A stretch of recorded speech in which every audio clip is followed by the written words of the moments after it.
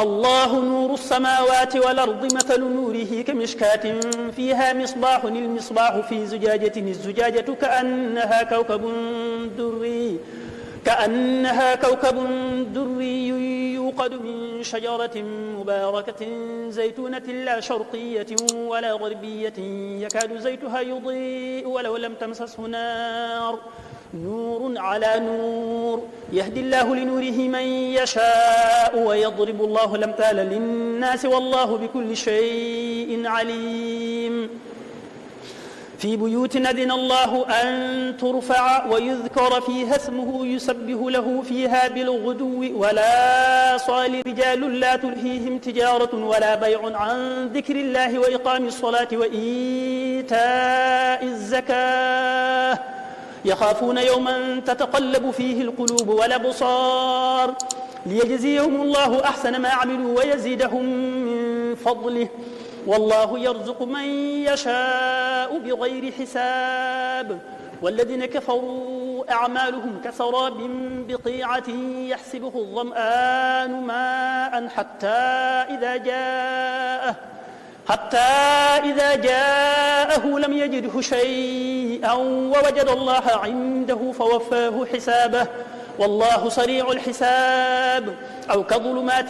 في بحر لجي يغشاه موج من فوقه سحاب ظلمات بعضها فوق بعض إذا أخرج يده لم يكد يراها ومن لم يجعل الله له نورا فما له من نور ألم تر أن الله يسبح له من في السماوات والأرض والطير صافات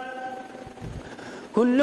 قد علم صلاته وتسبيحه والله عليم بما يفعلون ولله ملك السماوات والأرض وإلى الله المصير ألم تر أن الله يزجي سحابا ثم يولف بينه ثم يجعله ركاما فترى الودق يخرج من خلاله وينزل من السماء من جبال فيها من برد فيصيب به من يشاء ويصرفه عن من يشاء يكاد ثنا برقه يذهب بالأبصار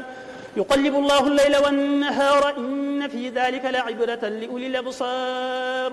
والله خلق كل دابة من ماء فمنهم من يمشي على بطنه ومنهم من يمشي على رجلين ومنهم من يمشي على 4 يخلق الله ما يشاء إن الله على كل شيء قدير لقد أنزلنا آيات مبينات والله يهدي من يشاء إلى صراط مستقيم ويقولون آمنا بالله وبالرسول وأطعنا ثم يتولى فريق منهم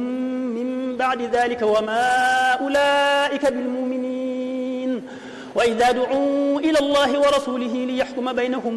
إذا فريق منهم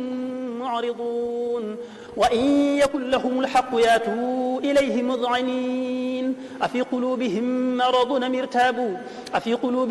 مرض أم ارتابوا أم يخافون أن يحيف الله عليهم ورسوله بل أولئك هم الظالمون إنما كان قول المؤمنين إذا دعوا إلى الله ورسوله ليحكم بينهم